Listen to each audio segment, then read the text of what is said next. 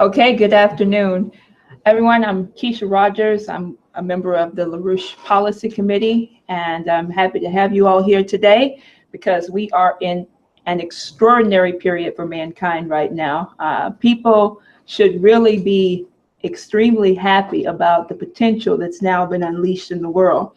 And to understand it, you got to understand it from the standpoint of not the soap operas of Days of Our Lives and As the World Turns, but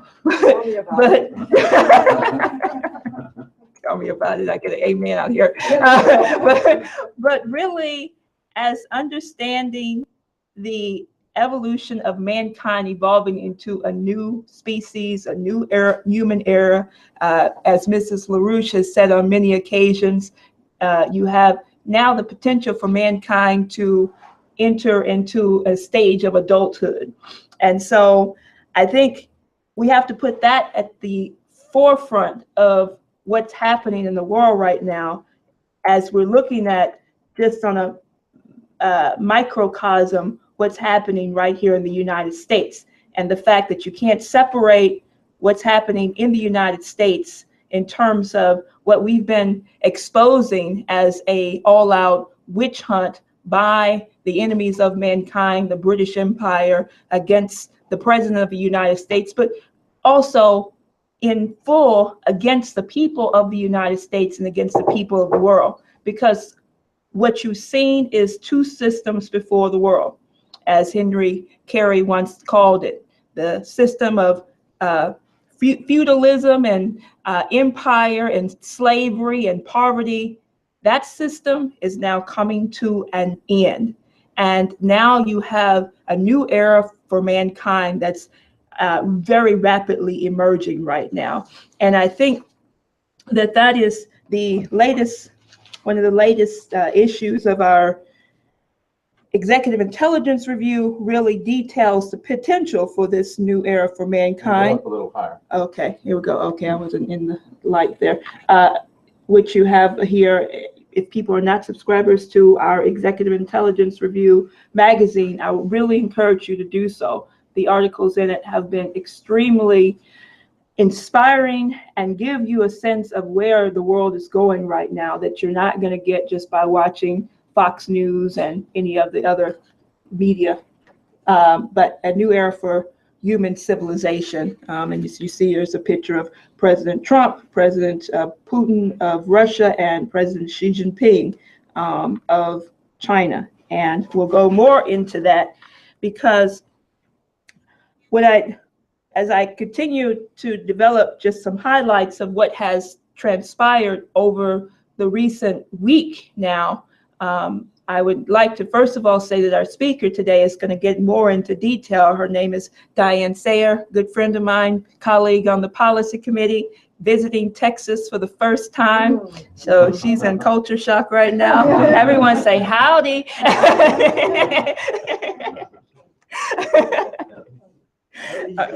Howdy, y'all.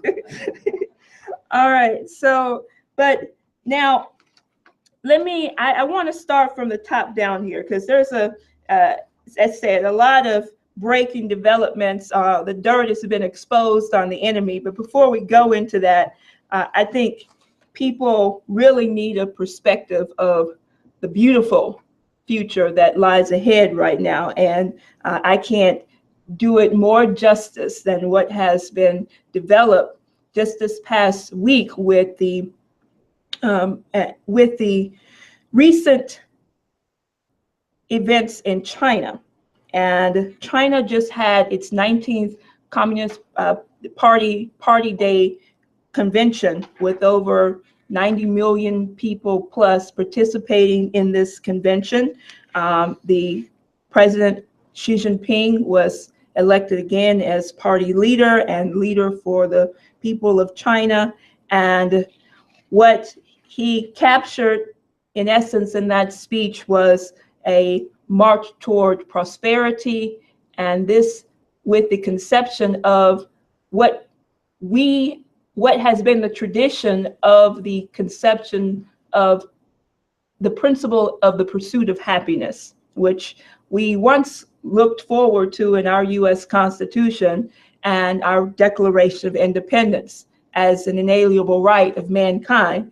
And this is something that Mrs. LaRouche in her recent webcast really took favor to and expressed as a profound idea that the Chinese are not just talking about small infrastructure projects here and there, development for their own people, but to uplift, as they have already done, 700 million people out of poverty in the course of the last 3 decades or so, and now looking forward, as President Xi Jinping just did, to the next 35 to 40 years.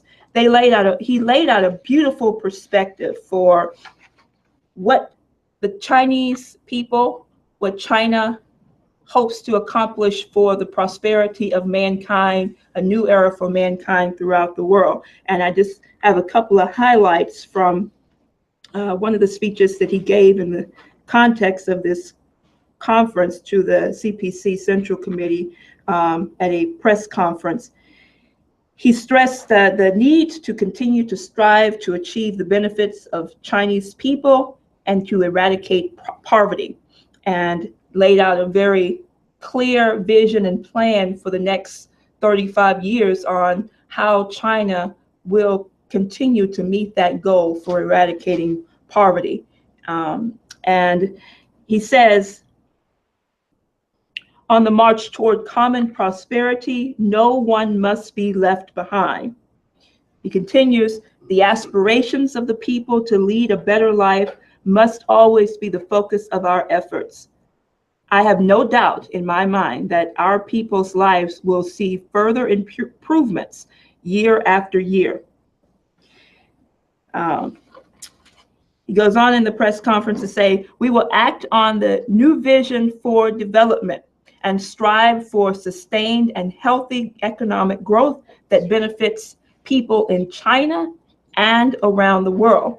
And what he emphasized is that in 2018 is going to be the 40 years anniversary of the development of the Chinese Chinese Republic. And the fact that what you've seen in the last 40 years in terms of the progress of China, not just as a upward sweep, but as individually looking at how do you actually develop the potential for every single person to be creative, to grow, to be prosperous in society. And this is there's a lot more on this that really can be brought out.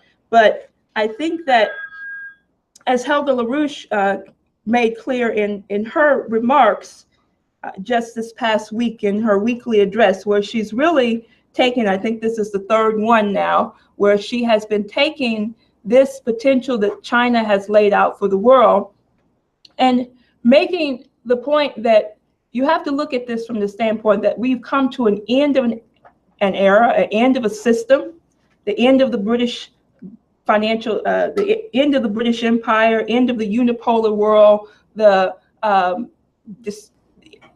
idea of keeping nations backwards, that we are at a point right now where the whole financial system of the transatlantic system of Europe, of what the United States turning its back on its tradition of the pursuit of happiness. Remember, we had a fight in the United States, and Diane will go through this, which will make the point clear that we were fighting to rid ourselves and the world of colonialism, of the British Empire, and of this conception of enslaving mankind, enslaving populations. And now we're at a point where this can once again become a reality and greater. Now, what should be understood also in looking at these developments is the critical role that the LaRouche movement has played. We're not here just to give you insights, highlights of great ideas of what's going on over in China over there. That sounds nice, but what about us? Well, this is why I continue to emphasize the fact that the United States has been at the center of the fight for mankind. What China represents for mankind right now is it has a 5,000 plus year history. And the United States as a new nation has been a leading country in the past leading country in the world right now that has put directly at the center of its fight the fight against the British Empire and the fight against this system of enslavement. And you can see that by great leaders within the United States who have made it their prerogative to do so. And this has been the fight of Lyndon and Helga LaRouche. They share this common kindred spirit with President Xi Jinping on the conception of bringing forth a bold vision for the pursuit of happiness and the developments for freeing mankind and to eradicate poverty and to bring about this new era for mankind. And this is something today I will say that in New York, we have a special presentation that you will be able to hear later, which really emphasized the history of the Lyndon LaRouche, his ideas as not just a leading economist, but as a Renaissance man, as a statesman, as a world historic leader. And this is what has been missing in many of the people of our society, that you don't have people, the Platonic vision of mankind, that you're looking for out, not for the interest of yourself, but not for the interest of your immediate family and how to live day to day and how to survive, but you're thinking about the world. You're thinking about what is mankind going to look like for the next 50 years. And this is a beautiful book, and one of our colleagues has just read and is working on some of the profound ideas, which is really interesting, because in the recent period of what China has done to promote this conception of a march toward prosperity for mankind and uplifting the world out of poverty, not just China, the world out of poverty. This has been the life goal, should we say, of Lyndon LaRouche and Helga LaRouche. And this book that he wrote, which I want to put this up, is called Earth's Next 50 Years, was written by Mr. LaRouche in 2012, I believe this book was written. And it was, is that right? Earlier than that. Is it earlier than that? I think Yeah. it Has to be. Oh, it's a collection. No, it's 20. It's a book. Well, the copyright date says 2005. So Yeah, that's what yeah, it was written. 2005. Sorry, but it's a beautiful perspective, because what I wanted to bring up just quickly in it is that what we're seeing right now, the developments of the world moving toward the New Silk Road, the Belt and Road, the win-win perspective of mutual cooperation for mankind. This was already laid out by Mr. LaRouche in 2005, and really going back almost 40 years now. And it is now becoming reality with what China, working with leaders around the world, has taken up. And we are poised in the United States to join with this new potential for mankind. For those who haven't really been paying attention, first of all, you must know that we are in a countdown for President Trump to go to Asia in coming up 1 week from yesterday. And he will be visiting China, he will be visiting Vietnam. He has the most recent developments that have just been put forward, as the president will go there to attend the ASEAN and the APEC summits, respectively, in these regions.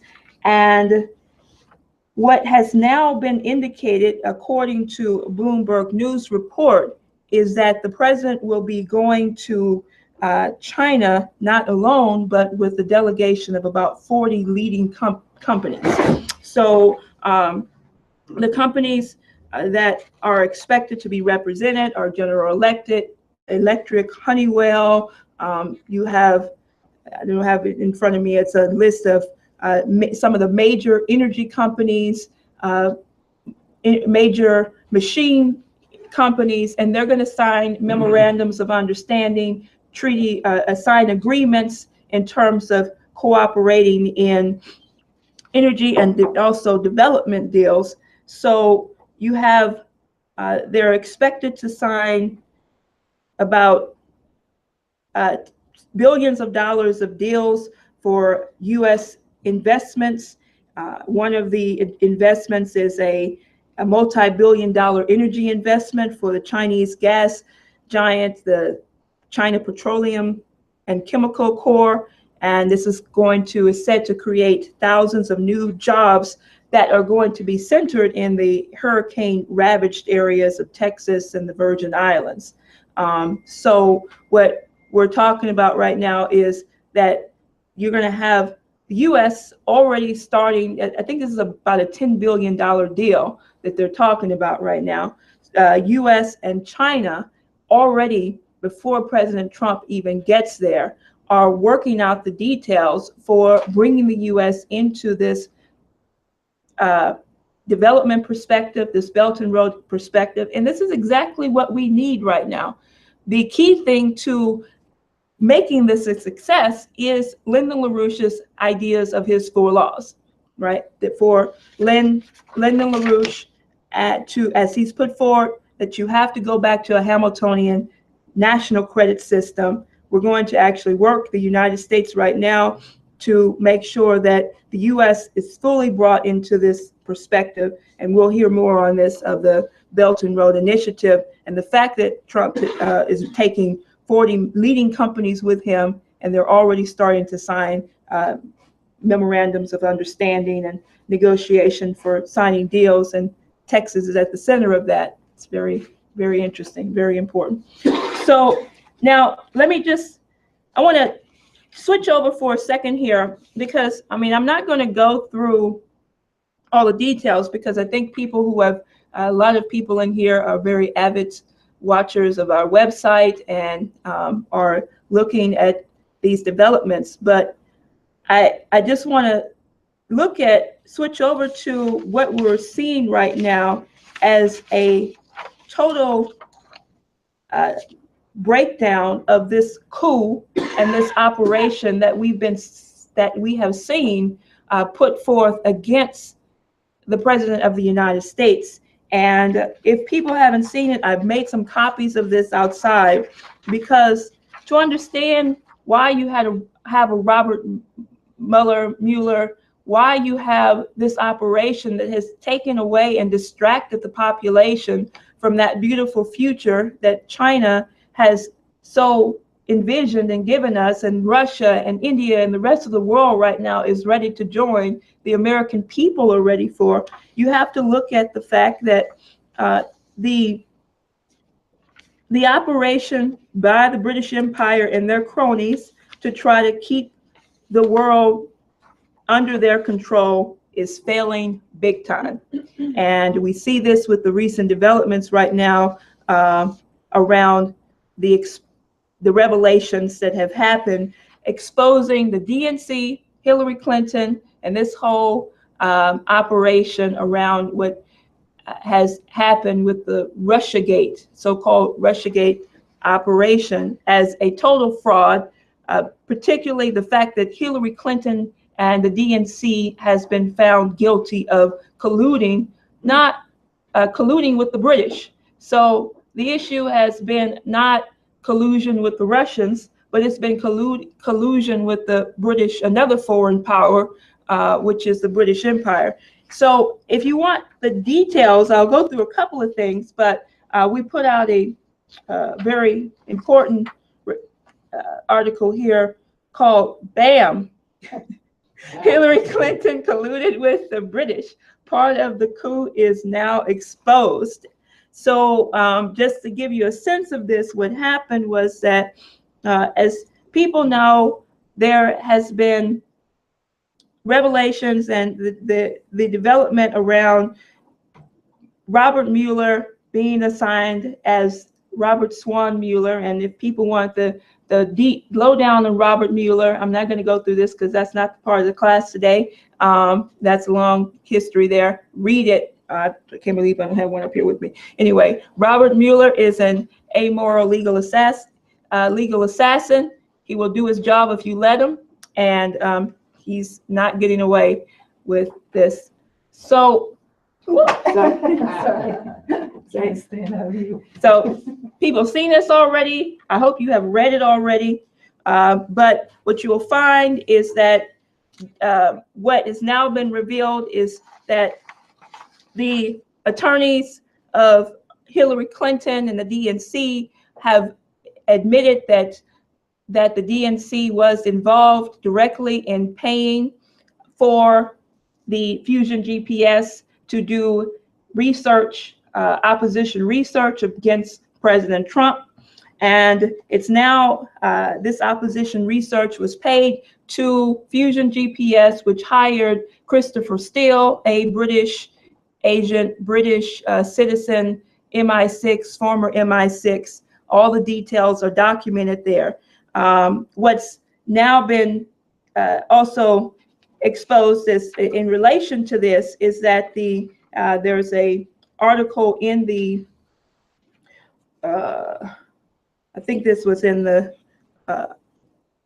Zero Hedge is where I found it, Republican group that helped finance Trump dossier revealed. And the importance of this right now is that, that a group associated with, called the Washington Free Beacon, a news source, has now come out and admitted that it was also funding research, opposition research against, not just against President Trump, but also against other Republicans. And this opposition research was being done prior to Trump being the nominee.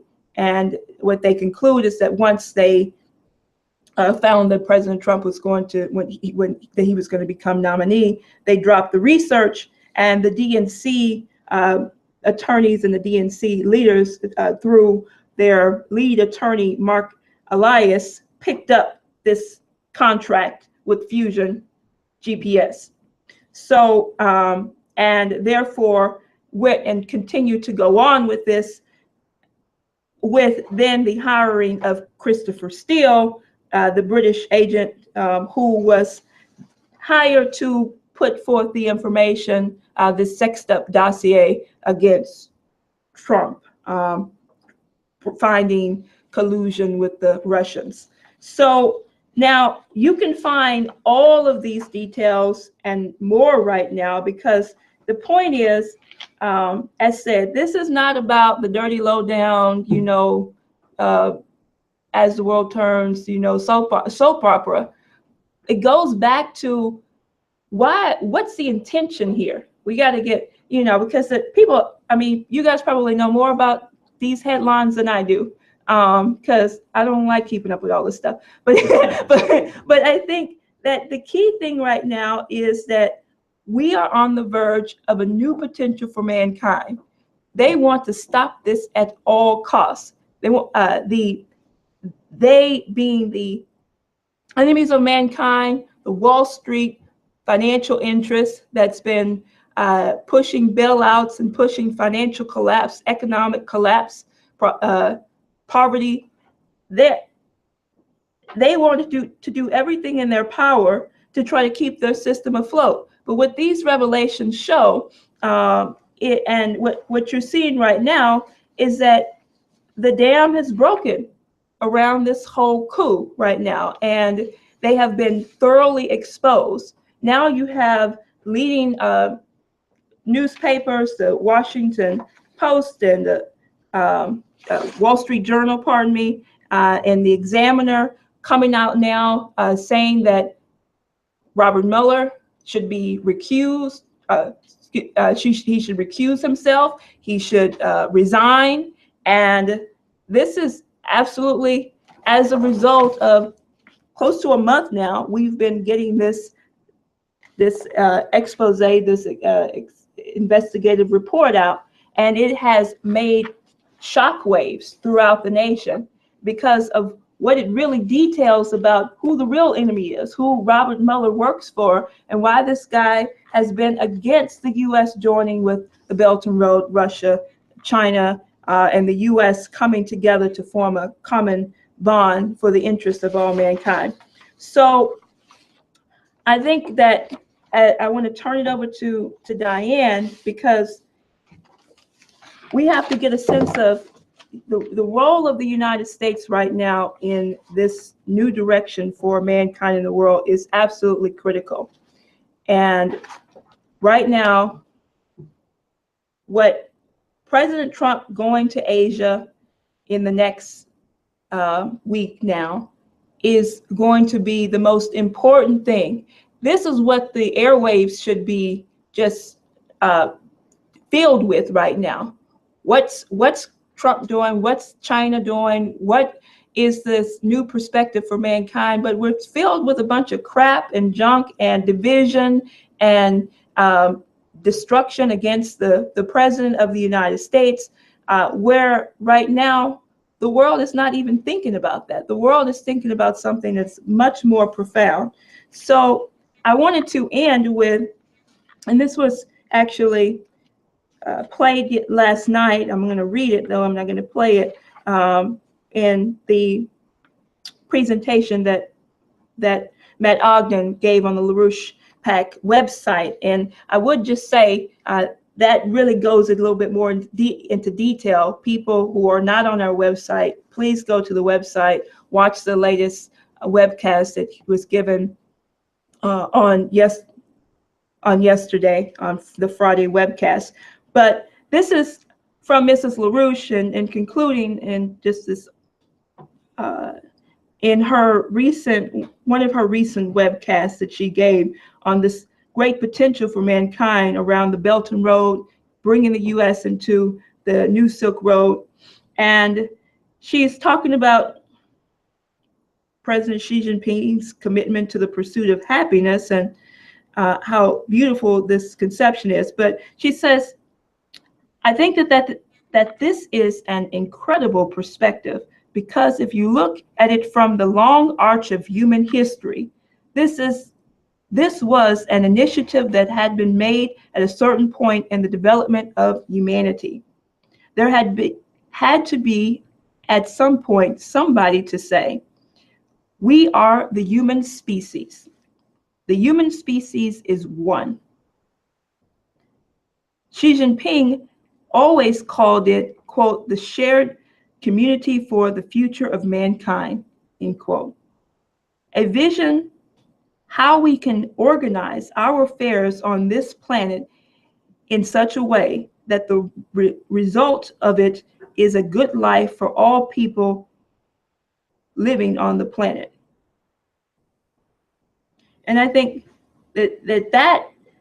that's what you're seeing right now, a vision right now that we can organize the happiness, the pursuit of happiness for every single human being living on the planet.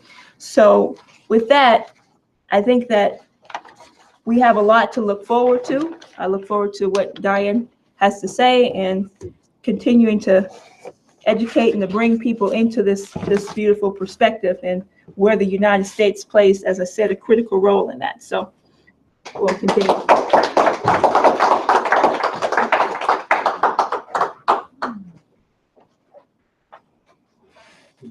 Okay. Hi. Well, greetings. Howdy. Howdy, y'all. Yeah, greetings from Manhattan. So actually, what I am going to do is a little maybe unusual, because we face a big challenge in the organizing right now, which is that Helga keeps saying there's a new paradigm, there's a new paradigm. Well, what does that mean? It means that we are, when you talk about a paradigm, you can think about what Lyndon LaRouche describes in his book, his prison writings in defense of common sense, a particular theorem lattice where certain axioms all work. And when you leap to a new paradigm, the previous axioms don't work anymore. And that requires a certain leap of the imagination and creativity, because what we're talking about going to is something which is not in anyone's experience. And conveying that to people in the organizing, I found to be very challenging, because we all have a tendency to want to map everything onto things that we know, or things that we are familiar with, or we have the laziness of pessimism. We say, well, that'll never happen because everyone knows it always goes this way. Well, that's not really the case. And so what I wanted to do was to share with you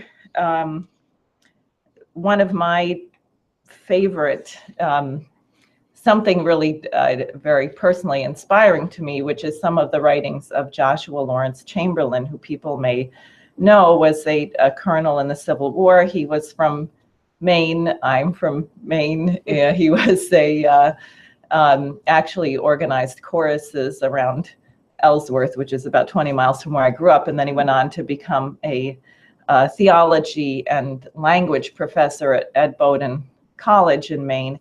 And at a certain point decided that he really had to enlist in the Union Army. And people mostly know him because of Michael Shara's book and the film on the Civil War of what he did at the Battle of Little Round Top, which I'm not going to talk about.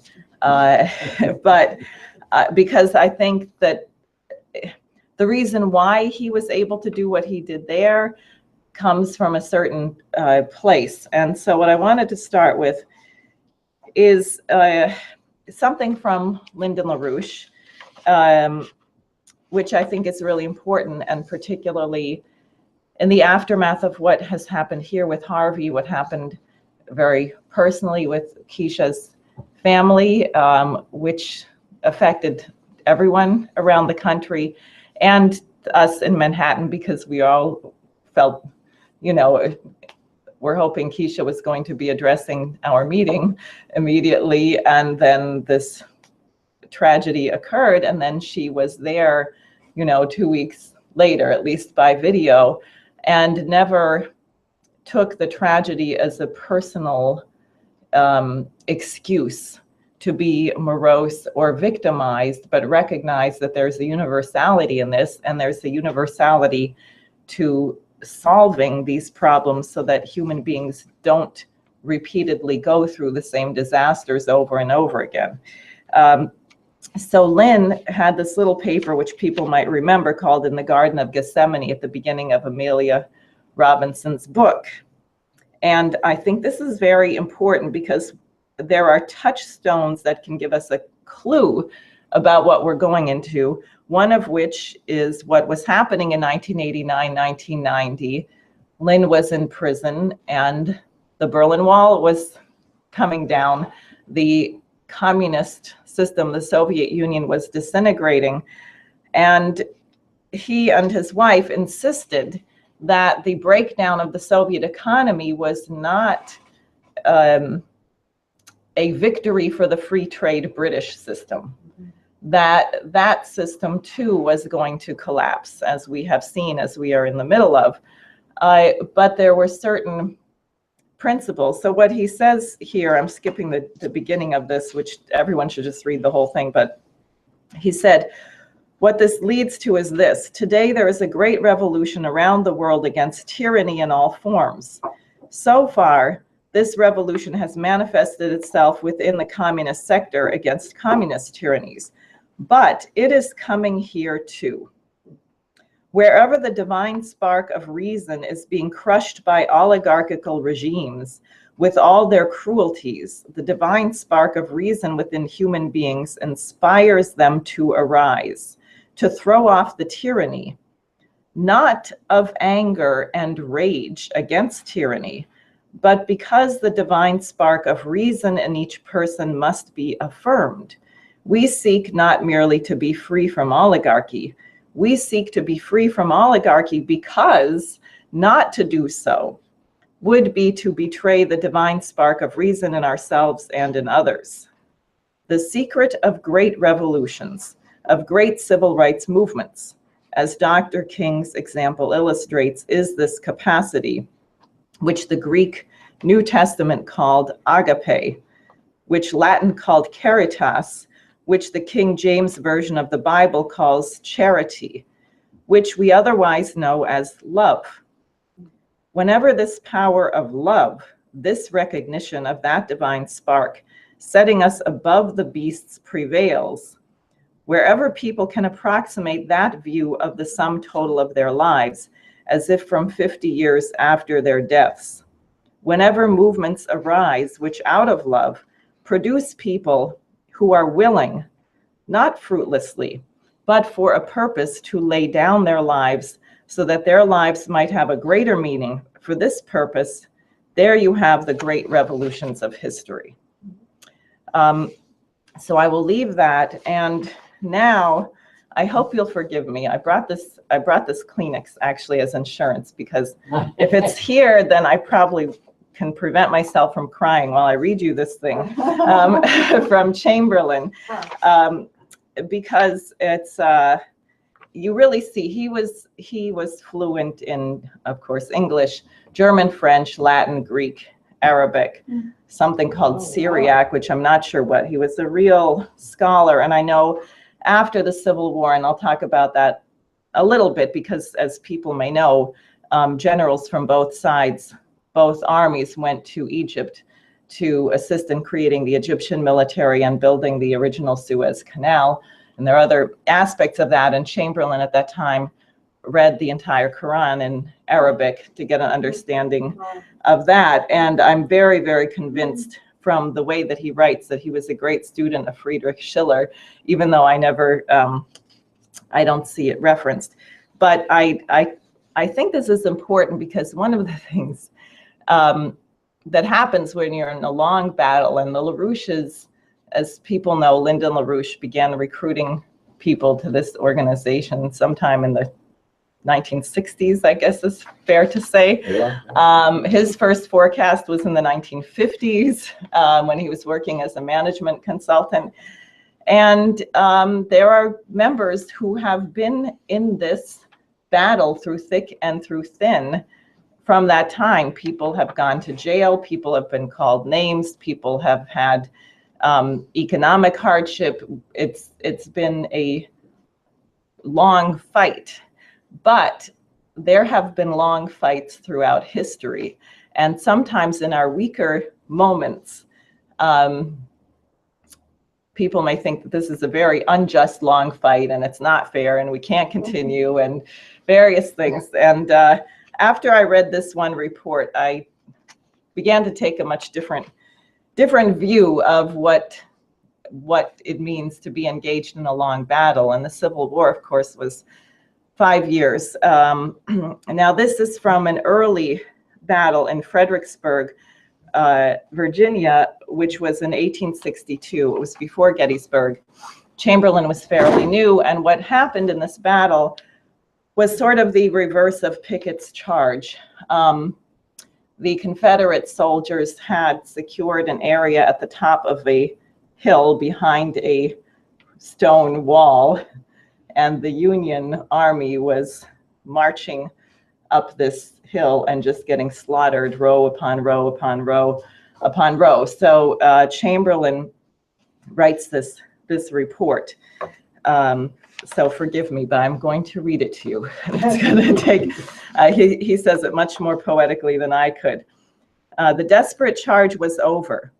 We had not reached the enemy's fortifications, but only that fatal crest where we had seen 5 lines of battle mount, but to be cut to earth as by a sword swoop of fire. We had that costly honor which sometimes falls to the reserve, to go in when all is havoc and confusion, through storm and slaughter, to cover the broken and depleted ranks of comrades and take the battle from their hands. Thus we had replaced the gallant few still struggling on the crest, and received that withering fire which nothing could withstand, by throwing ourselves flat in a slight hollow of the ground, within pistol shot of the enemy's works, and mingled with the dead and dying that strewed the field, We returned the fire till it reddened into night and at last fell away through darkness into silence. But out of that silence, from the battle's crash and roar, rose new sounds more appalling still. Rose or fell, you knew not which, or whether from the earth or air a strange ventriloquism of which you could not locate the source, a smothered moan that seemed to come from distances beyond the reach of natural sense, a wail so wide and far and deep as if 1,000 discords were flowing together into a keynote, weird, unearthly, terrible to hear and bear, yet startling with its nearness, the writhing concord broken by cries for help, pierced by shrieks of paroxysm, some begging for a drop of water, some calling on God for pity, and some on friendly hands to finish what the enemy had so horribly begun. Some with delirious, dreamy voices murmuring loved names, as if the dearest were bending over them. Some gathering their last strength to fire a musket, to call attention to them where they lay helpless and deserted. And underneath all the time, that deep bass note from closed lips too hopeless or too heroic to articulate their agony. Who could sleep? Or who would? Our position was isolated and exposed. Officers must be on the alert with their command. But the human took the mastery of the official, sympathy of soldiership. Command could be devolved, but pity not. So with a staff officer, I sallied forth to see what we could do where the helpers seemed so few. Taking some observations in order not to lose the bearing of our own position, we guided our steps by the most piteous of the cries. Our part was but little: to relieve a painful posture, to give a cooling draught to fevered lips, to compress a severed artery, as we had learned to do, though in bungling fashion, to apply a rude bandage which might yet prolong the life to saving, to take a token or a farewell message for some stricken home. It was but little, yet it was an endless task. We had moved towards the right and rear of our own position, the part of the field immediately above the city. The farther we went, the more the need deepened and the calls multiplied. Numbers, half wakening from the lethargy of death or of despair by sounds of succor, begged us to take them quickly to a surgeon.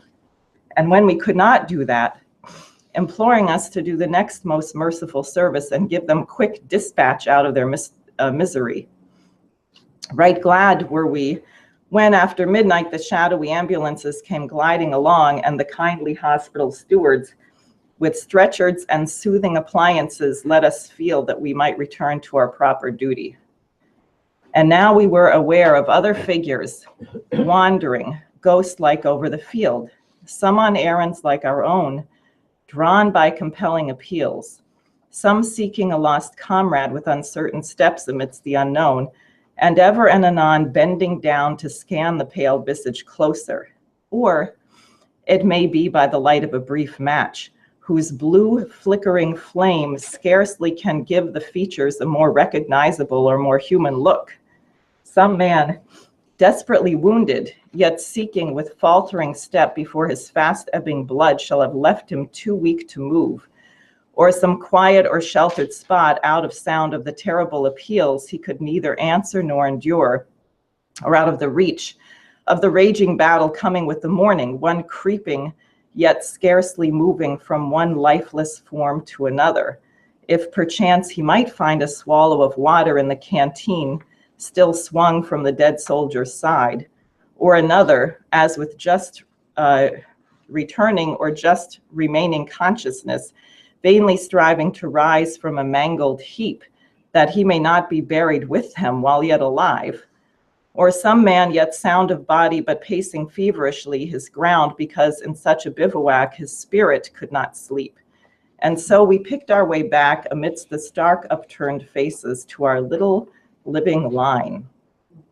The night chill, had now, this is December, had now woven a misty veil over the field. Fortunately, a picket fence we had encountered in our charge from the town had compelled us to abandon our horses, and so had saved our lives on the crest. But our overcoats had been strapped to the saddles, and we missed them now. Most of the men, however, had their overcoats or blankets. We were glad of that, except the few sentries along the front. The men had fallen asleep, the living with the dead. At last, outwearied and depressed with the whole desolate scene, my own strength sunk, and I moved 2 dead men a little and lay down between them, making a pillow of the breast of a third. The skirt of his overcoat, drawn over my face, helped also to shield me from the bleak winds. There was some comfort even in this companionship, but it was a broken sleep. The deepening chill drove many forth to take the garments of those who could no longer need them, that they might keep themselves alive. More than once I was startled from my unrest by someone turning back the coat skirt from my face, peering, half vampire-like to my fancy, through the darkness to discover if it too were of the silent and unresisting, turning away more disconcerted at my living word than if a voice had spoken from the dead. Having held our places all the night, we had to keep to them all the more closely the next day, for it would be certain death to attempt to move. As it was, only by making breastworks and barricades of the dead men that covered the field that we saved any alive. We did what we could to take a record of these men. A testament that had fallen from the breast pocket of the soldier who had been my pillow, I sent soon after to his home. He was not of my command, and it proved to be the only clue his parents ever had to his fate. The next midnight, after 36 hours of this harrowing work, we were bidden to withdraw into the town for refreshment and rest. But neither rest nor motion was to be thought of till we had paid fitting honor to our dead.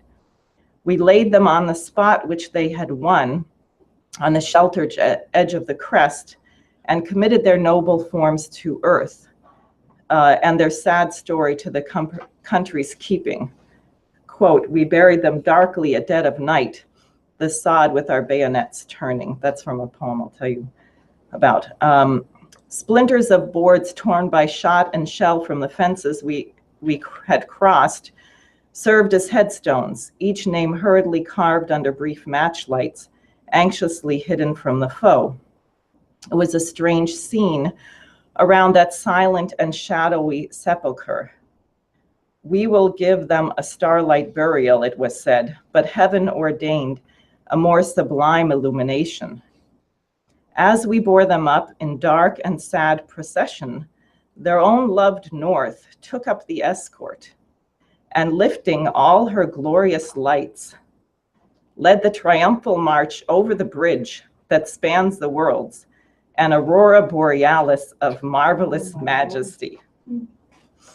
Fiery lances and banners of blood and flame, columns of pearly light, garlands and wreaths of gold, all pointing upward and beckoning on. Who would not pass on as they did, dead for their country's life, and lighted to burial by the meteor splendors of their native sky? So, very tough. What was the outcome of Fredericksburg in the battle? I mean, who won? Well, it wasn't the Confederates. Although the Union, I mean, see, the interesting thing, this poem that I looked up, we buried them darkly at dead of night, the sod with our bayonets turning. Does anyone know this?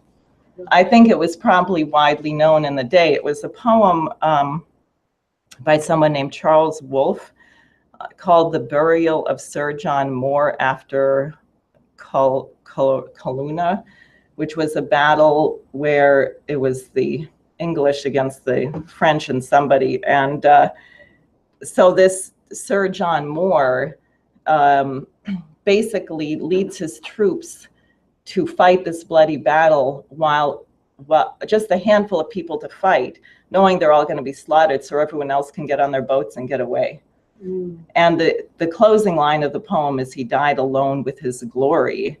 But I think Chamberlain's using it here because the point is that ultimately, you know, the Union is restored, but you go through this incredible, you know, sacrifice.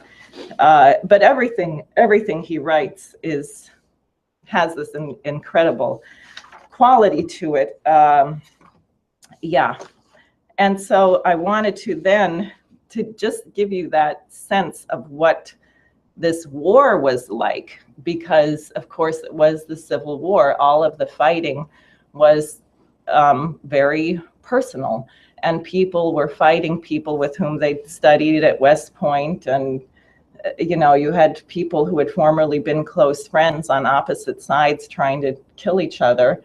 And it went on and on and on, because the opportunity that presented itself at Gettysburg was squandered by General Meade and not insisting that Lee surrendered at that point, which is, anyway, another story. So, and I'll just say, you know, we took a tour of West Point with a professor who is in military intelligence and who teaches there.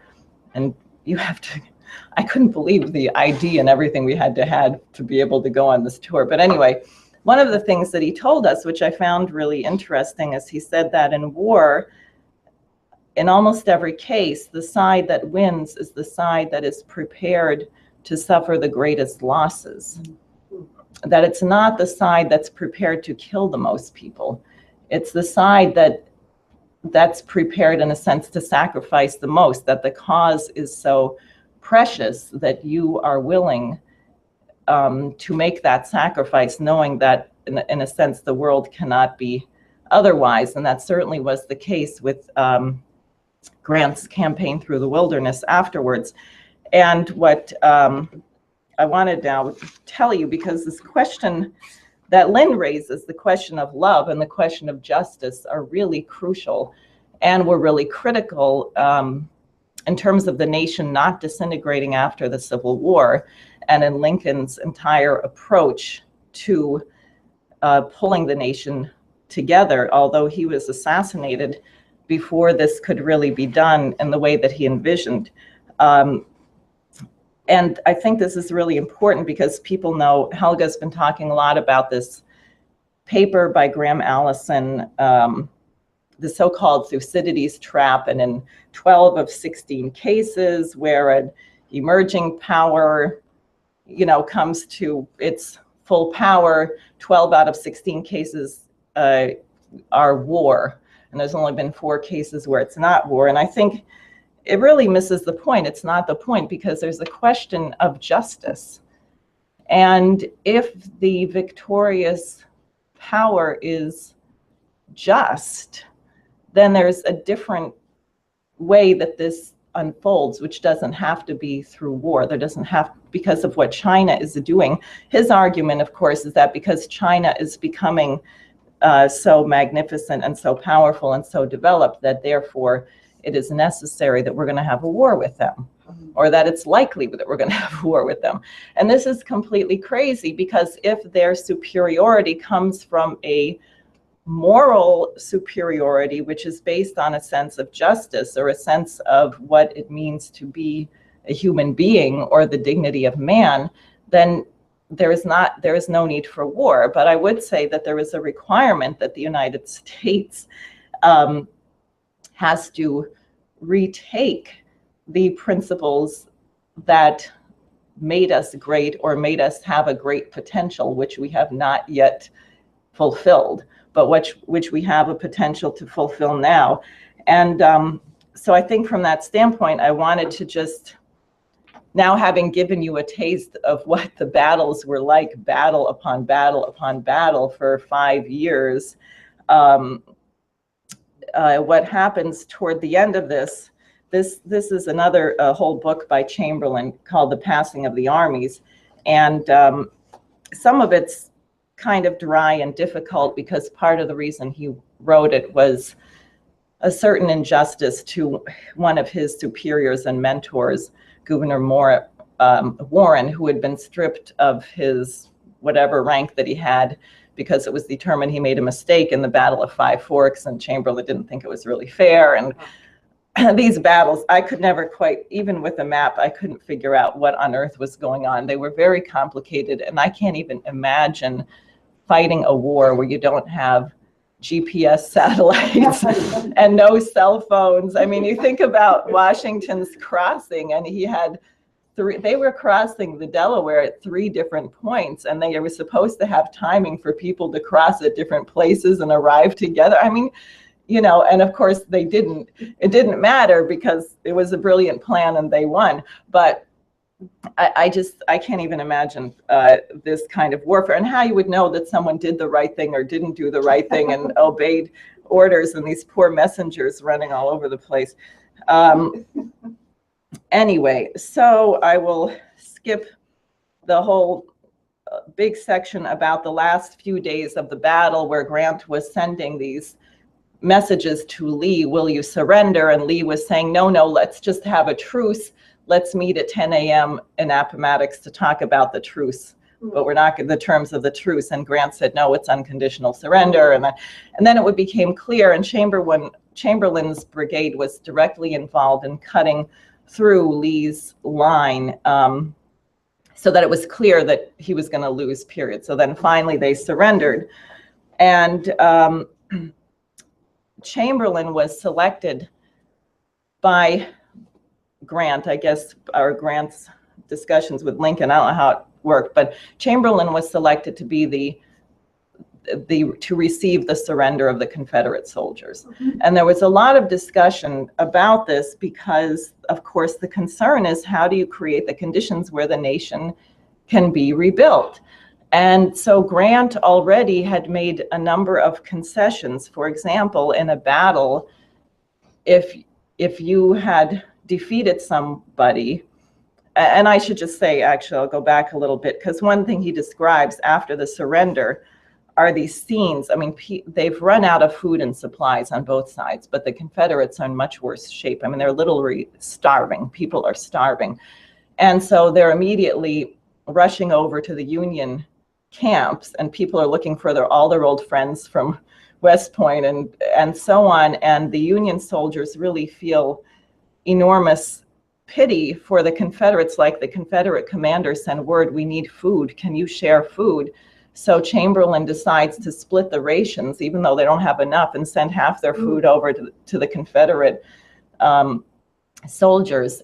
So at any rate, this is the scene. And so Grant says, well, you don't have to surrender all of your horses, which would normally be at the end of the war, the losing side gives up everything, and the horses were their vehicles of war. But they said, no, if you can take them home and make a livelihood, then you should keep them. So we're going to let you keep your horses. Then they didn't want to surrender or they wanted to surrender their weapons, but they didn't want to do it a certain way. And Grant said, no, we can't allow you that concession. But anyway, they were very, very concerned to make sure that people were not humiliated, and that the nation, you would have a basis for the nation to be able to be pulled back together again. And so Chamberlain then describes this scene the morning of April 12th, which is the morning of the official surrender. He says, our earnest eyes scan the busy groups on the opposite slopes, breaking camp for the last time, taking down their little shelter tents and folding them carefully as precious things, then slowly forming ranks as for unwelcome duty. And now they move. The dusky swarms forge forward into gray columns of march. On they come with the old swinging route step and swaying battle flags. In the van, the proud Confederate ensign, the great field of white with the canton of star-strewn cross of blue upon a field of red, the regimental battle flags with the same escutcheon following on, crowded so thick by thinning out of men that the whole column seemed crowned with red. At the right of our line, our little group mounted beneath our flags, the red Maltese cross on a field of white, erewhile so bravely borne through many a field more crimson than itself, its mystic meaning now ruling all. The momentous meaning of this occasion impressed me deeply. I resolved to mark it by some token of recognition, which could be no other than a salute of arms. Well aware of the responsibility assumed and of the criticisms that would follow, as the sequel proved, nothing of that kind could move me in the least. The act could be defended, if needful, by the suggestion that such a salute was not to the cause for which the flag of the Confederacy stood, but to its going down before the flag of the Union. My main reason, however, was one for which I sought no authority, nor asked forgiveness. Before us, in proud humiliation, stood the embodiment of manhood.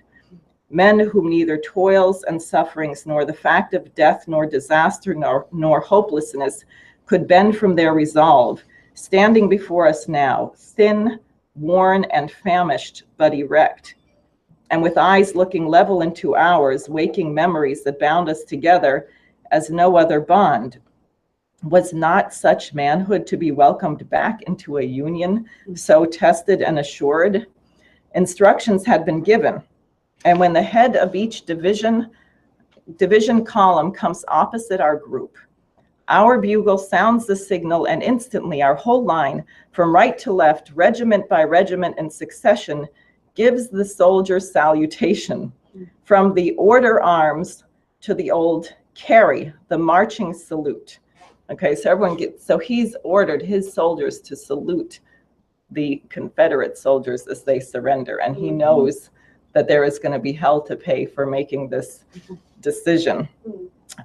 Gordon, who is the leading Confederate general, at the head of the column, riding with heavy spirit and downcast face, catches the sound of shifting arms, looks up, and taking the meaning, wheels superbly, making with himself and his horse one uplifted figure with profound salutation as he drops the point of his sword to boot toe.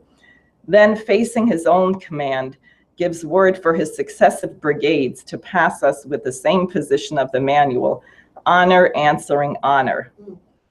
On our part, not a sound of trumpet more, nor roll of drum, not a cheer, nor word, nor whisper of vain glorying, nor motion of man standing again at the order, but an awed stillness, rather, and breath holding, as if it were the passing of the dead.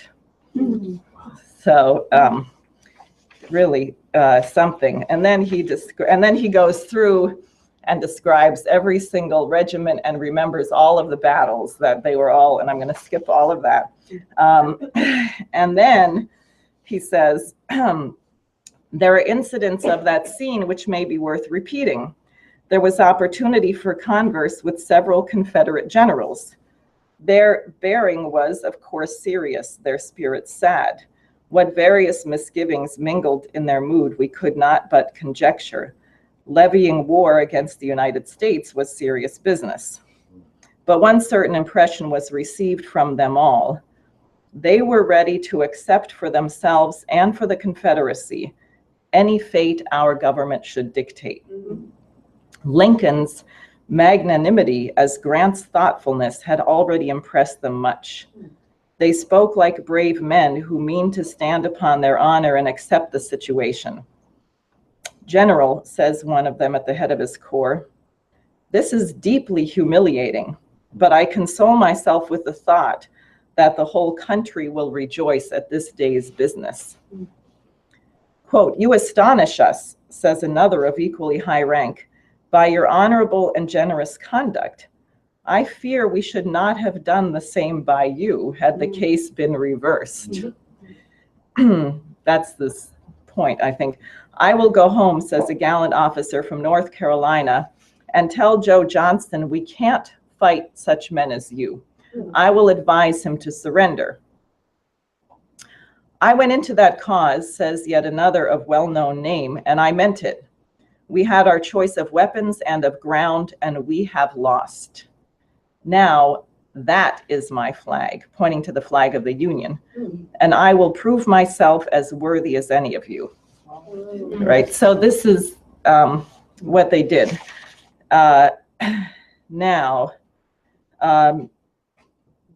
he talks about this, which I also found really interesting and counterintuitive, but I really think it's worth reflecting on everything that's at work in how we consider actually lifting ourselves into a new paradigm and what mankind will be. Keisha already said, and we've talked about it often with LaRouche's economics, that human beings change their species character, that when we make a leap in scientific progress and socialize it and live differently, it is as if we become a different species. And that is not just physical in terms of the way that we live, but it is moral. It is it's spiritual in the sense of it's creative. And there's a certain sadness about leaving the old behind, even as brutal and ugly and horrible as it was. And he writes about that. He says, "With this, the comedy ends in classic fashion, the stern drama of the Appomattox. A strange and somber shadow rose up ghost-like from the haunts of memory or habit and rested down over the final parting scene. How strong are these ties of habit? How strange the undertone of sadness, even at the release from prison and from pain. It seems as if we had put some precious part of ourselves there, which we are loath to leave." And then just the end of this chapter I wanted to share because it reminds me so much of what Lynn says about revolution. He says, "But slowly these lingering images of memory or habit are lost in the currents of a deeper mood. We wonder at that mysterious dispensation whereby the pathway of the kingdom of love on earth must needs be cut through by the sword, and why it must be that such things as we had seen and done and suffered and lost and won, a step is taken in the homeward march of man." So, and that's not the end of the book, because then what happens is then they begin the march back. And he expresses the so the surrender was April 12th. The parade in Washington, D.C. was in the middle of May. It was a month later. But to get these men from so far away, and that includes from farther south and so on, they marched them at an absolutely outrageous pace. And he said, he talked about these armchair generals who are not in the field, and you'd like to spend time when you're going by and seeing the graves and literally corpses of these battles of your comrades, and you're marching and you can't stop and do anything because you're on orders to get to a certain point by a certain point. Anyway, so the first day they're marching, and it's just absolutely hideous. It's rain and mud, and it's ankle deep and deeper, and they have to go a long distance. And he describes how they, he said at one point, "I was so naive that I thought," he says, "we were overtaken by a pouring rain which made mulch of everything. Seeking the center of the earth by a force of gravity we could fully sympathize with, it soon formed a junction in the roads and fields to the extent of 4 or 5 inches of half and half."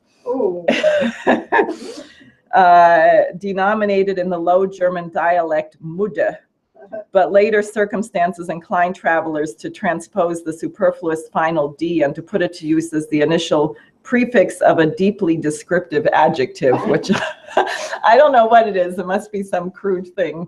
At any rate, so they're marching in this horrible muck for miles and miles, and he said that he was naive because he thought that maybe it would be better for them to switch over and march along the railroad track, because at least they could be above the mud. But it turns out all the ties were not an even distance. So the concentration required to march on the railroad track was just so much that they got even more exhausted. Anyway, so finally, they take headquarters, and they're sleeping like on tree branches. They're trying to not, because there's no place on the ground. The ground is 4 inches in water. They're all trying to sleep. He's in front of an old mansion. He said, I didn't sleep in it. I went on the front lawn. And then what happens as he is there at the beginning of this march, he says, yeah. So finally it gets clear, it was no uncommon thing to receive a military telegram in those days, but something in the manner and look of this messenger took my attention.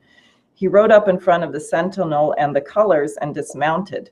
My chief of staff went out to meet him. I think the general would wish to treat this as personal, he said. I beckoned him to the rear of our group, and he handed me a yellow tissue paper telegram. It read as I remember it. The original was kept by somebody as a memento. Washington, April 15th, 1865. The president died this morning. Wilkes Booth, the assassin. Secretary Seward, dangerously wounded. The rest of the cabinet, General Grant, and other officers of the government included in the plot of destruction. And now imagine that. You're not even back. And you get word that the president has been assassinated, and that there was a plot to assassinate all of these officials in the government. And he says, I should have been paralyzed by the shock had not the sense of responsibility overborne all of other thoughts. And then he's very, very concerned about what's going to happen to the soldiers. Are they going to decide that they have to start the war again to slaughter every Confederate soldier who was behind this? He and the other generals that are with him have a conference to discuss whether they're going to have to put the country under a military dictatorship with Grant as president. I mean, you know, this is what's going on. And then he describes, they have this Irish priest who, so what they do is before they tell the men is they send out their, the most, you know, I guess, mature guards and so on to guard the perimeter of the whole camp to make sure no one does anything rash when they break the news. And then when they feel that the whole camp is secure, then they tell people what's happened. And then later, when the funeral of Lincoln occurs, they learn what day, and they have their own funeral at this time. And the rest of the way back, they're wearing black crepe, you know, armbands and so on as they march back to the Capitol after Lincoln has been killed. So that, I think it's, you know, we tend not to think through what this would be like and what is the image, because Lincoln is no longer there and the country could disintegrate at any moment. And certainly the British would like to see that. But you also have the very, very important collaboration that was established immediately on the surrender by what Grant did, and that you have the military leadership really on both sides, largely, that perhaps not completely, but a vast majority of the Confederate generals were committed, as you saw from what the comments they were giving to Chamberlain, to that the nation be pulled together. Now, what I wanted to do actually is shift a little bit, because there's a lot that we've written about which is extremely important in terms of the building of the Transcontinental Railroad, which had been initiated by Lincoln, which was going on throughout the Civil War and is completed after this. And you had in 1776 the Centennial Exposition, and you had a real commitment, a real fight by Lincoln's collaborators and advisors through the American system of economy to build the United States and create the conditions where the nation could be unified. I wanted to just share a little bit about what I had discovered not so long ago.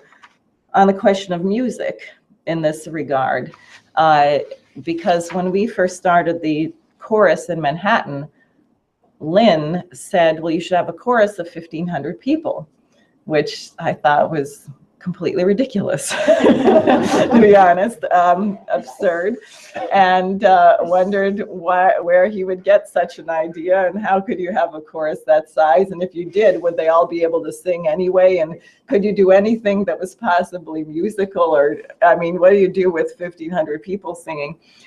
And so then someone pointed my attention to a book that we had published, I guess around the time of the founding of the Schiller Institute, which talked about these jubilees, and there was reference to a 1,500 person or 1,000 person chorus or something. So I said, well, this is really interesting. Maybe Lynn, maybe there's something to this insane thing that he's proposing, and I can find out what it is. So then I discovered this character named Patrick Sarsfield Gilmore, P.S. Gilmore, who had been a musician who had attached himself to one of the regiments in the Union Army. He, I think, was a collaborator of Grant, but in the things that he wrote, I think it was too close to the time that all this occurred that he could really say what he was doing, or that Grant had been the organizer of this. But in 1869, so, you know, only 4 years after the assassination of Lincoln, not even, 1868, they start planning for a jubilee. They want to have a peace jubilee. And the idea of this jubilee is like 5 days of concerts. And they had done things like this had happened in England. And I know there'd been things much earlier, because a friend of mine tells me that even when Handel was alive and they were doing different performances of the Messiah, they had these wild performances with 1,000 people in the orchestra and millions of bassoons, and I don't know, these weird things. So yeah, 76 trombone, sure. So, but at any rate, they had this idea that we're going to pull the nation together. We're going to have a 5-day monster concert jubilee in Boston. And we're going to invite people from all over the country to be part of this thing. What was the date for this? This was in June of 1869, June 15th, 16th. And it's 3 days, but I think it turns out being 5, June 15th through 17th. And they want a chorus. I think the chorus ends up being 10,000 people or something. It's really wild. They have to build the biggest building that had ever been built in the United States to house it. And the thing blew over later in a hurricane, but luckily it survived for this. Now, what I wanted to share with you is and I'm telling you this, but have in your mind's eye what has happened to these people, and you know what was going on that I was just telling you about from before. So what I found is the circulars. Now, first of all, you can imagine Gilmore going to all these people, and everybody is trying to discourage him because they say you can't afford it, it's too expensive, and how are you going to bring all these people here, and where are you going to have it, and all these reasons not to. And he finally finds a guy named Tourgy or something out of the office, I'm happy to say, of the New England Conservatory of Music, where I went to school, who agrees to do this, although I quit, rightly so. But anyway, so they send out a circular. Now listen to this, because it is amazing. And what they are doing clearly is going to it's to unify the country, but it's to create a certain classical standard of literacy across the whole nation. So this letter is written March 10th, 1869. Chorus circular number 1, and it's printed in 10,000 copies, and it's inserted in newspapers all over the country. It says, the undersigned, at the solicitation of the management, has undertaken the arrangement and organization of the chorus of the National Peace Jubilee to occur in this city on Tuesday, Wednesday, and Thursday, June 15th, 16th, and 17th, 1869. To ensure its success, it is necessary to secure the cooperation and participation of the musical people of the country. And to this end, this circular is issued.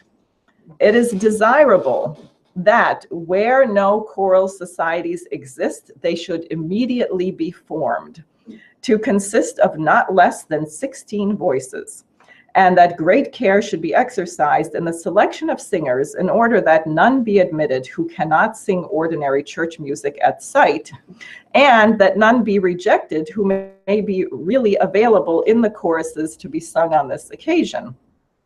When such organization is made, a president, secretary, treasurer, librarian, and pianist should be chosen, and a musical director who must be able to furnish satisfactory evidence of his fitness for the position, though it be preferable for him to visit us at Boston as soon as may be after appointment. A personal interview would be much more satisfactory. And at the same time, he could attend a rehearsal of the Boston chorus and learn the manner of producing the choruses and the tempi.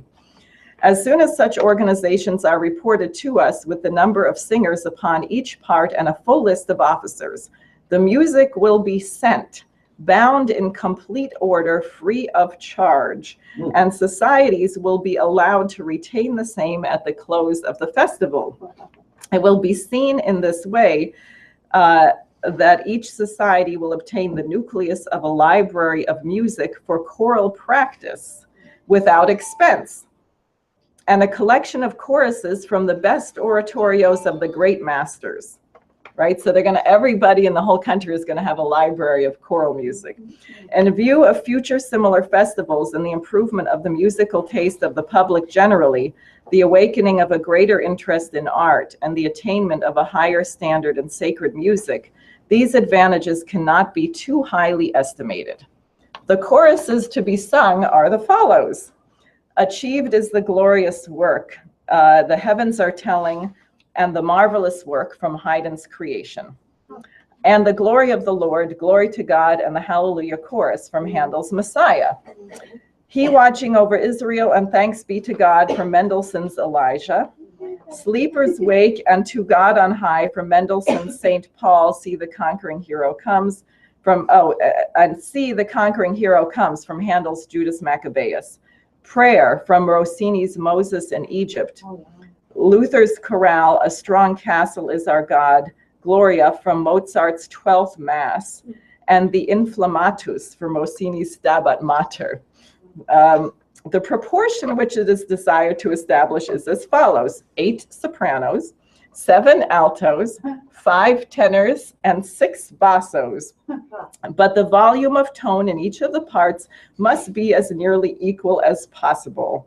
The same proportion to be observed in the organization of either small or large bodies of singers. So I'll skip a bunch of all the details on accommodations and how they're all going to get to Washington, and not Washington, to Boston, and so on.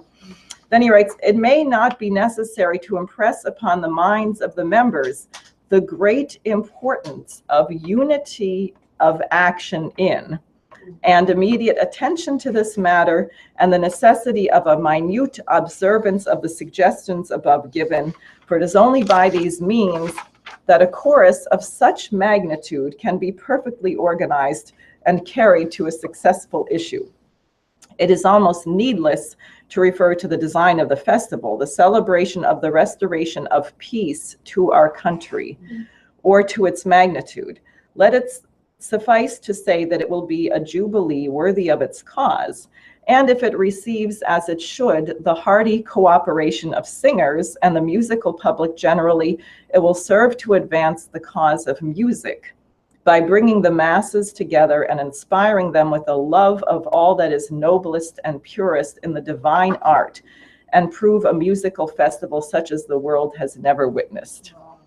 And at the festival, President Grant appeared, and at any rate, so all of the important political leaders of the day were at this jubilee. And then a few years later, they had a world peace jubilee where they had every nation And he describes various, I guess it was the Franco-Prussian War.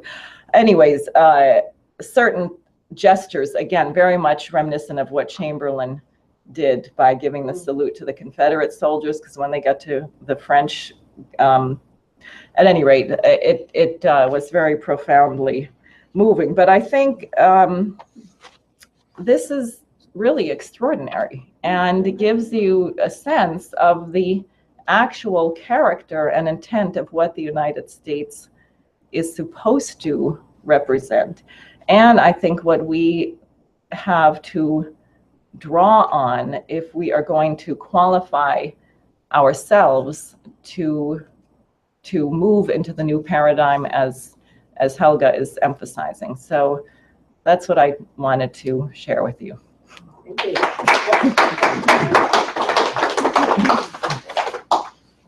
Yes.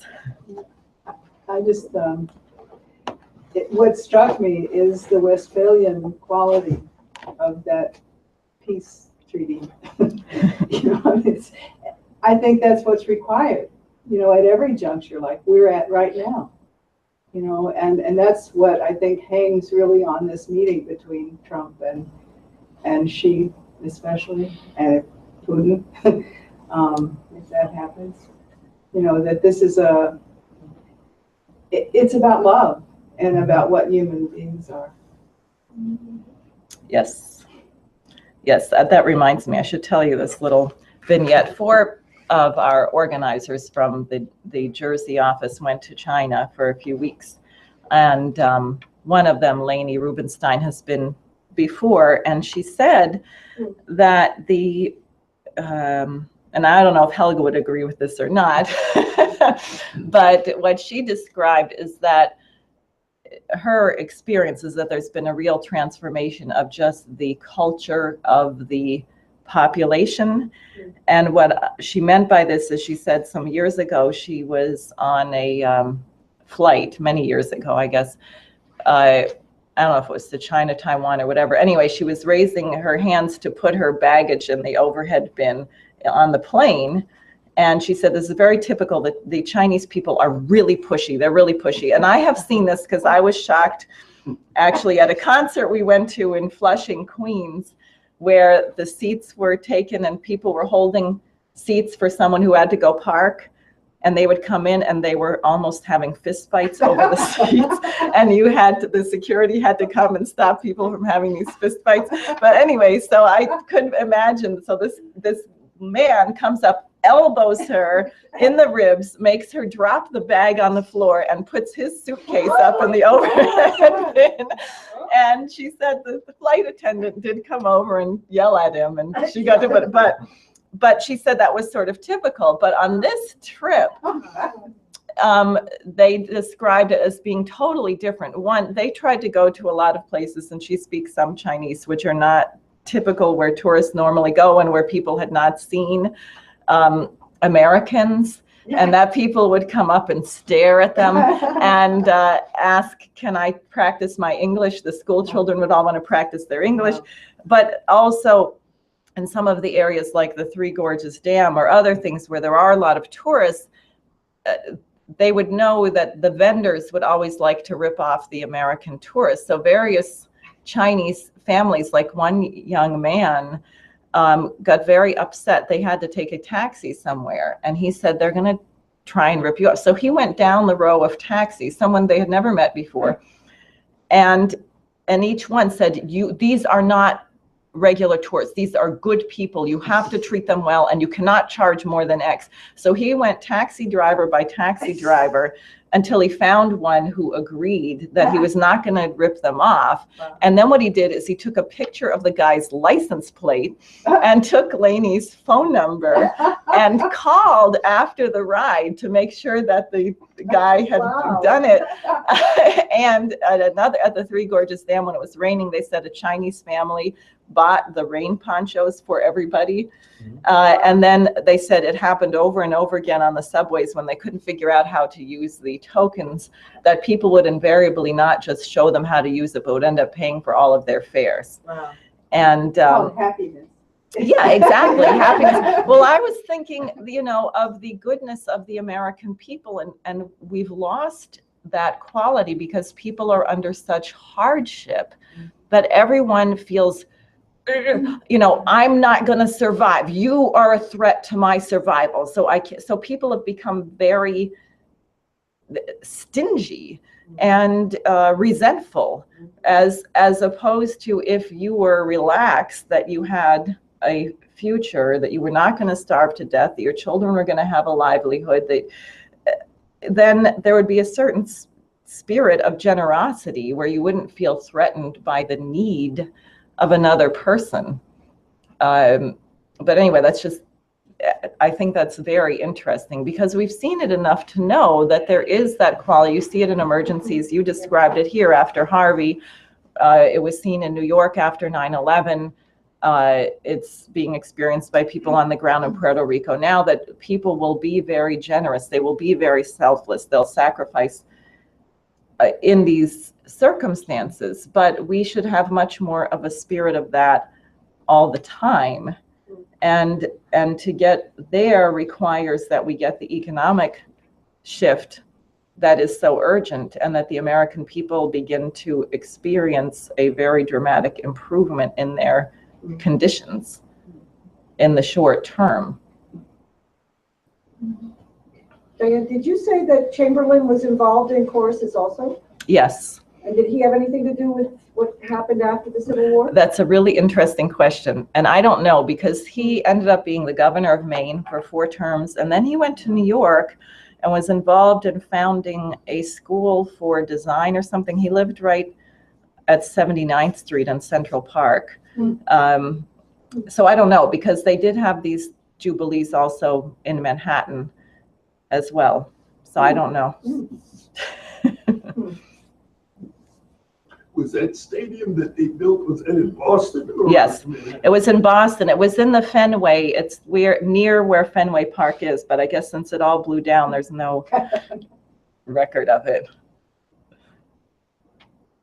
But I think it was, if I'm remembering correctly, it was something like 10,000 in the chorus, 1,000 in the orchestra. They did the Anvil chorus from Verdi, from El Trovatore, and they got 100 firemen with anvils to bang these things. And they had a bass drum that was 25 feet in diameter.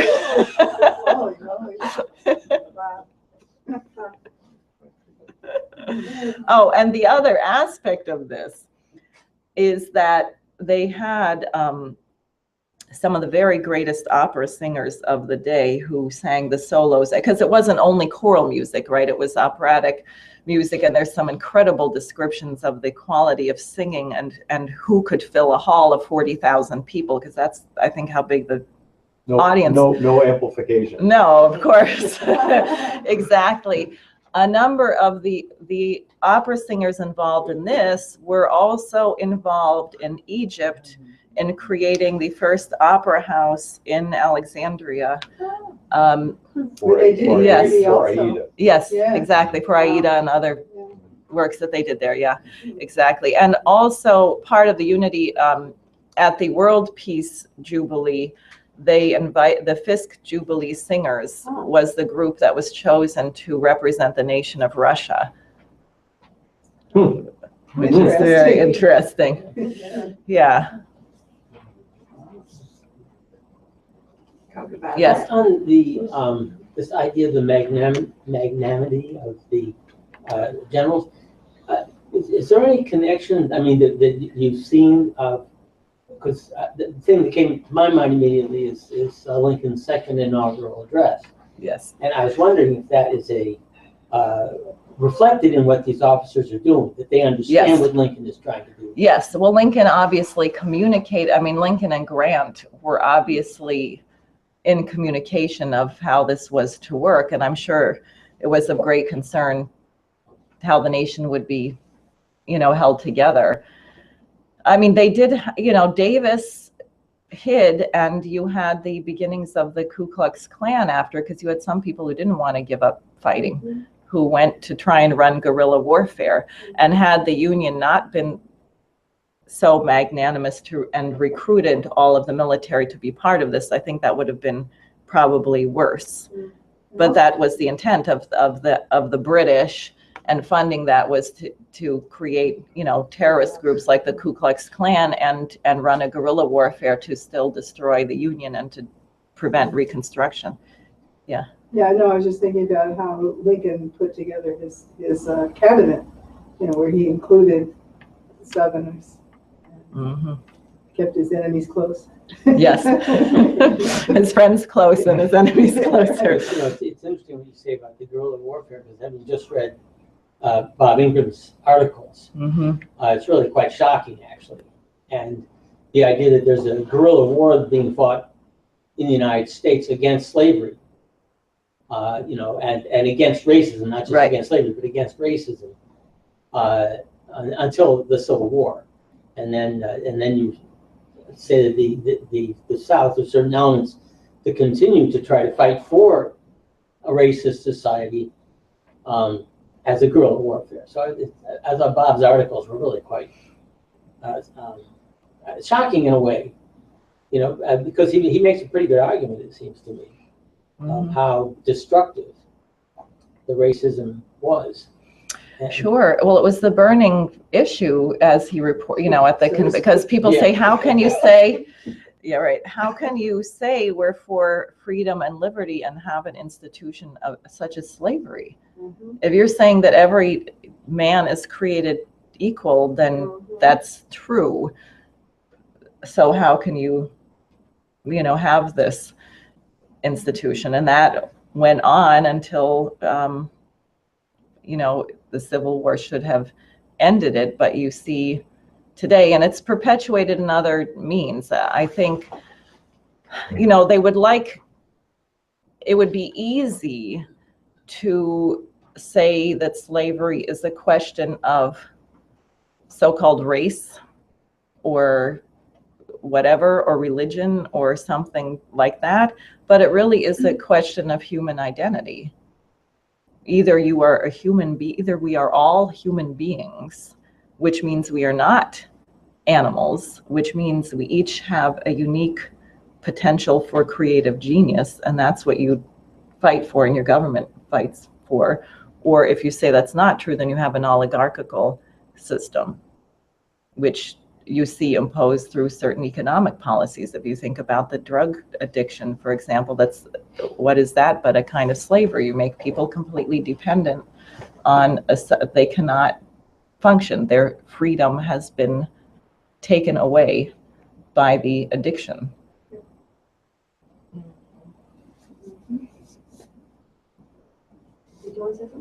Well, I was saying that the experience you have in China. Not me, but my friends, yeah. Not me yet, but our chorus is going to go there. John Segerson said so. In my experience, it was just yesterday on Facebook.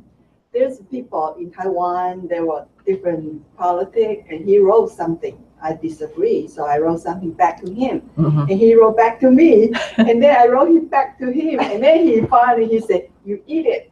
I said, "You are an idiot, and you're not even in position to talk to me," and I wipe off. So rude, the people are very uneducated.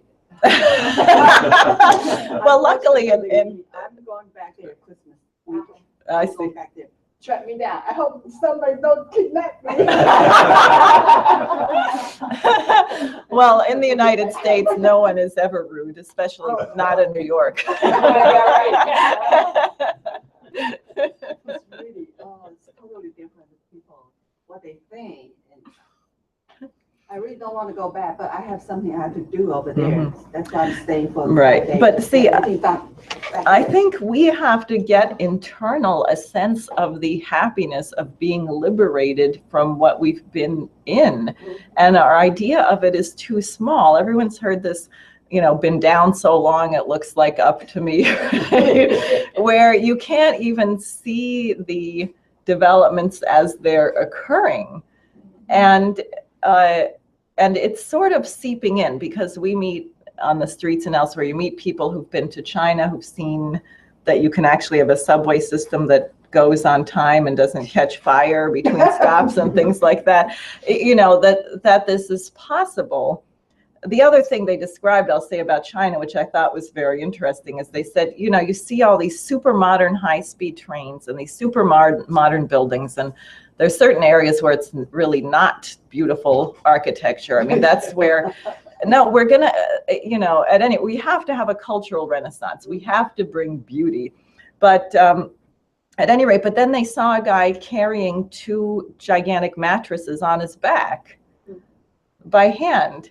So because the development has been so rapid that everybody has not been, hasn't changed their whole culture or lifestyle, or they're older and they still, depend on whatever was the previous level of technology.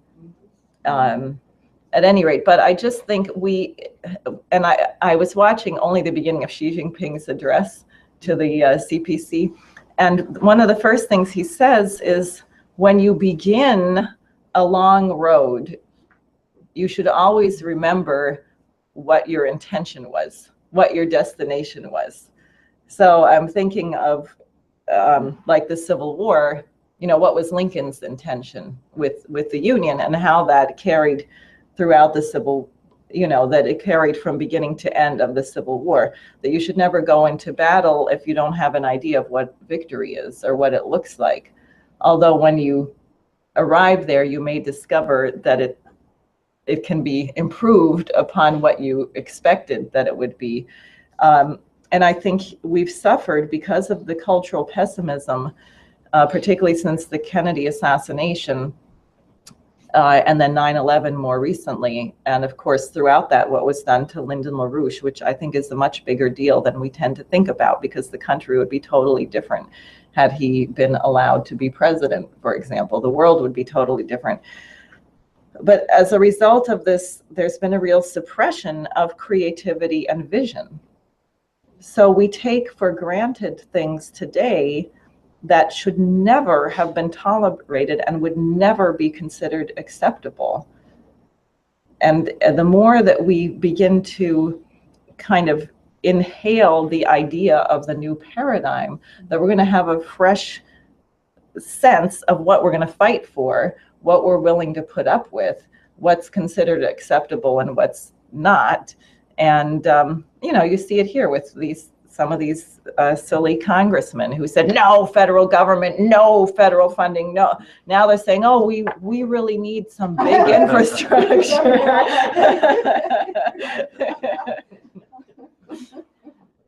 I'm just, this whole idea, this beautiful conception of this jubilee, musical jubilee, that's really awesome. I mean, I was just thinking about it, we got the president going to China and the opening, great potential for the U.S. to join the Belt and Road.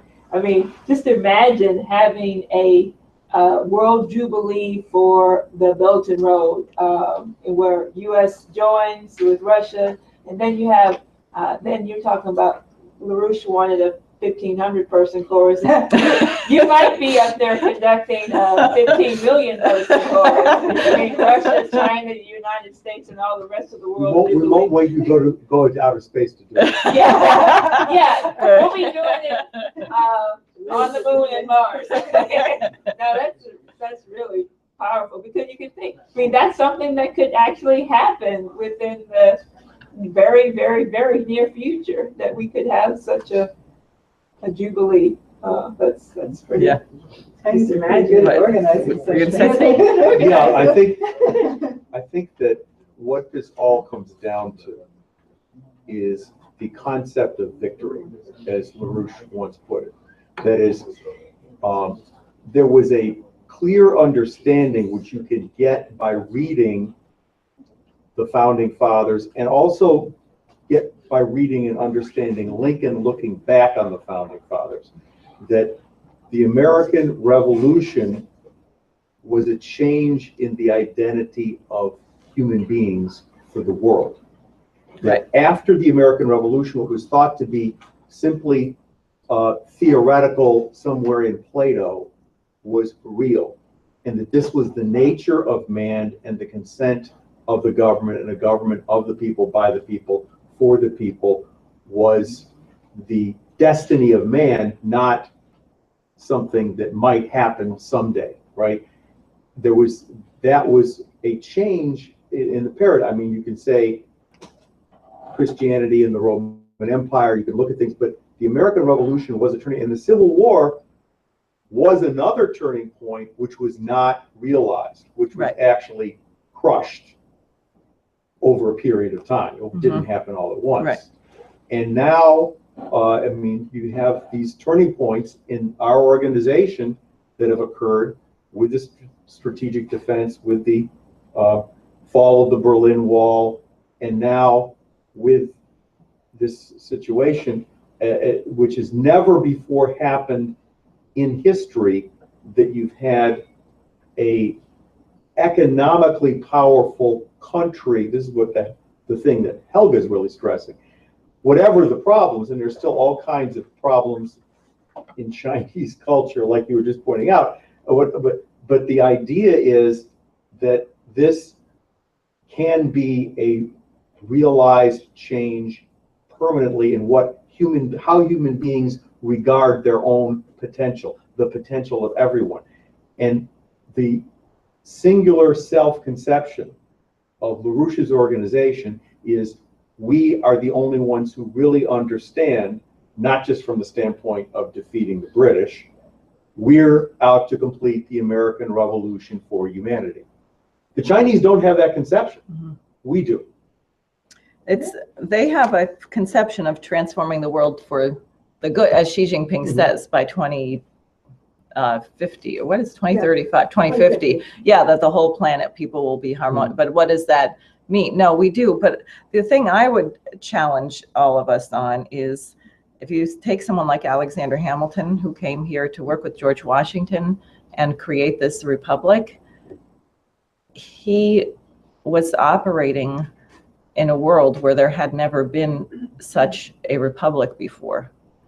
So the entire conception of what a government should look like, or how a constitution should be, you had the work of Cusa, which was very important, the Concordantia Catholica.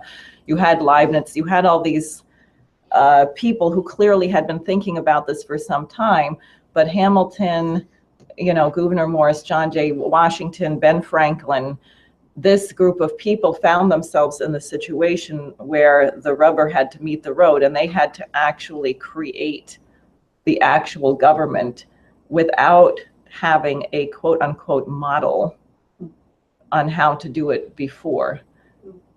And in a sense, when Lynn said this a couple of years ago, he started saying we have to think of sovereignty differently. A lot of us found that very challenging because we've been fighting for sovereignty for a lot. Of course, you have to have sovereignty. And he says, well, no, that's not really the most important thing. We're going to have new relations among states. Maybe they're not going to think of nation states in the same way. And that's kind of, whoa, what does he mean? Well, and I think partly, what you're saying in terms of what China's doing in the US, how the US would become part of that and how that transforms the potential for this thing. But we're literally talking about a world which has never existed before. It has never existed before. For which Lynn has been calling for since he started this movement. Yes, exactly. So he's had a vision, and somehow we're on the brink of getting to a new inflection, a new turning point. And I think it's wisest for us to have that kind of sensation of not knowing exactly what it is, as opposed to trying to capture it or put it in something that's limited. Although you want to have definitely there's certain parameters, obviously, which is the importance of Lynn's economics. The question of relative potential population density is absolutely paramount. But that's the thing to remember. It's completely new. And our challenge is now to convey this to the people that we're talking to, who, just unfortunately are clueless, but they don't have to be. And I think, can get a glimmer of it.